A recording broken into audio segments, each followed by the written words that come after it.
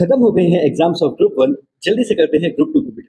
आज आप जब अपना ऑडिट का पेपर देके आओ तो उसको एकदम साइड कर दो। पेपर का लेवल कैसा था, कौन से क्वेश्चन देखे दिखाए आए या कौन से एमसीक्यूज में स्कोरिंग पॉसिबल है, ये सारे डिस्कशंस आपको एकदम छोड़ के रखने हैं लास्ट एग्जाम तक। बिल्कुल भी नहीं पढ़ना है, एक एक मिनट बहुत इंपॉर्टेंट है। राइट। इसके बाद आपको डीटी में कैसे स्टार्ट करना है, बेसिक्स और टेक्स्ट रेट्स आप एक बार रिवाइज कर लेना फर्स्ट ऑफ ऑल, क्योंकि वो आपका बेस बनता है हर एक चैप्टर का। टेक्स्ट रेट्स में ध्यान रहे, स्पेशल टेक्स्ट रेट्स में रिवाइज कर लेना, सो दैट जब भी आप कोई मतलब रैंडमली कोई चैप्टर पिक करो तो आप उसमें टैक्सेशन समझ पा रहे हो। राइट।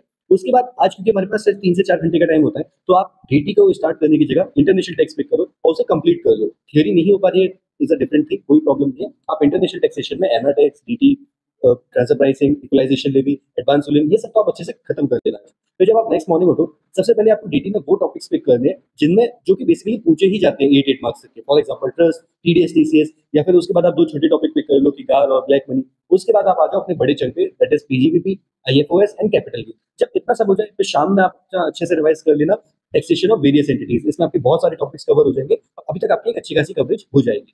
फिर उसके बाद मैंने कुछ टॉपिक्स रखे हैं, बेसिकली जो मैंने टॉपिक्स बोल्ड किए हैं, आपका पूरा फोकस होना चाहिए कि ये टॉपिक्स तो मेरे ना छूटे। जो बोल्ड नहीं है, जो हाईलाइटेड नहीं है, नॉर्मली लिखे, वो अगर उनमें से आप एक दो टॉपिक छोड़ रहे हो तो कोई प्रॉब्लम नहीं है, लेकिन जो बोल्ड है वो तो आप अच्छे से करके जा रहे हो।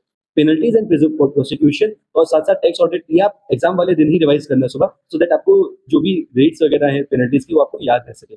साथ साथ आप थोड़ा बहुत टाइम निकाल के अमेंडमेंट्स पक्का देख लेना और न्यू केस लॉज देख लेना, सो दैट मान लो आपको कोई एक चैप्टर एक क्वेश्चन आपको नहीं बन रहा है, तो अगर न्यू केस लॉज में से आपको एक दो केस लॉज आते हुए होंगे तो आप उसको अटेम्प्ट कर पाओगे। तो अमेंडमेंट्स और न्यू केस लॉज देख लेना।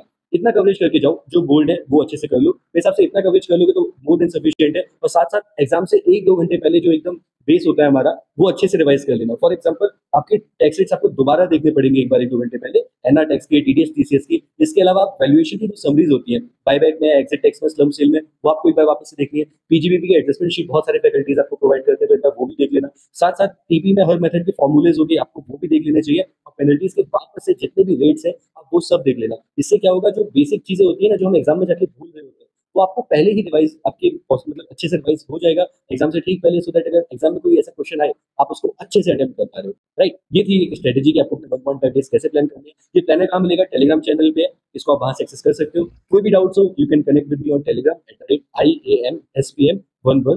कोई भी इशू आप कनेक्ट कर सकते हो। And thank you so much for watching this video. अगर ये हेल्पफुल लगा तो please like and share. Thank you so much.